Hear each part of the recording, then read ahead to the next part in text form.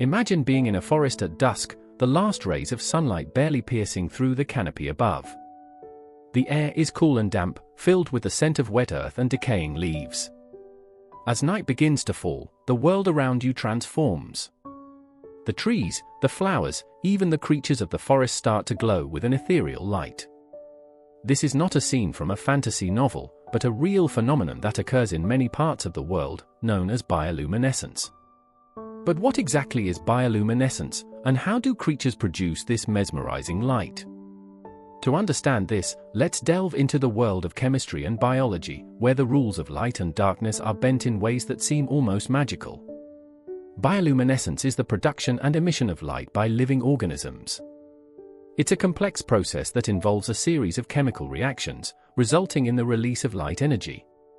This process is different from reflection, where light is simply bounced back, or from incandescence, where light is produced by heat. In bioluminescence, the light is generated internally, often as a result of a chemical reaction involving a molecule called luciferin and an enzyme called luciferase.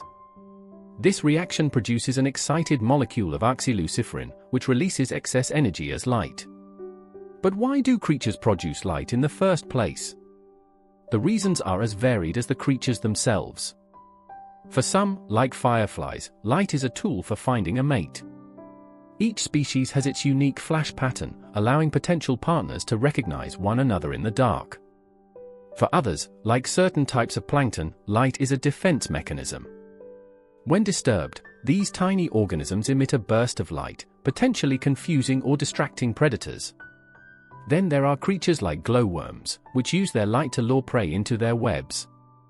The glowworm's bioluminescent abdomen acts as a blue-green lantern, attracting unsuspecting insects into its snare. But bioluminescence is not just limited to these small creatures. Certain types of squid can produce complex patterns of light to communicate with other squid, while some species of sharks have specialized light-producing cells called photophores, which they use for camouflage, communication, or attracting prey.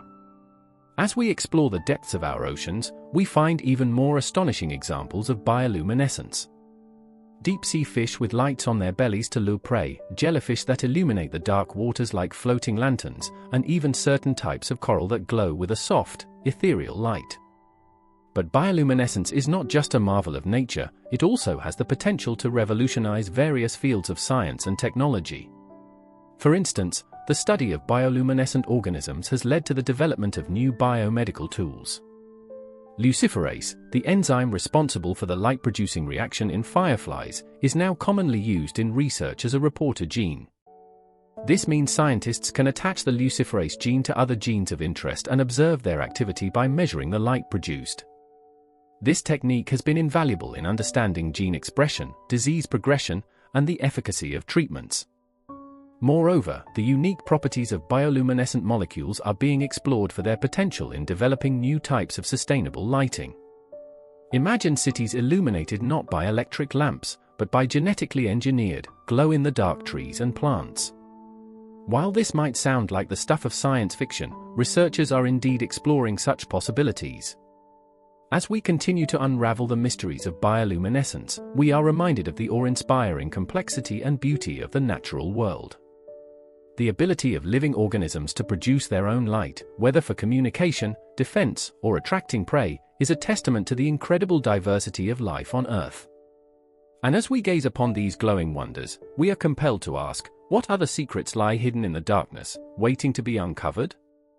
The world of bioluminescence is a powerful reminder of the magic that surrounds us, a magic that is not supernatural, but deeply rooted in the natural laws of our universe. As we strive to understand and protect this world, we are also reminded of our place within it, as part of a vast, interconnected web of life.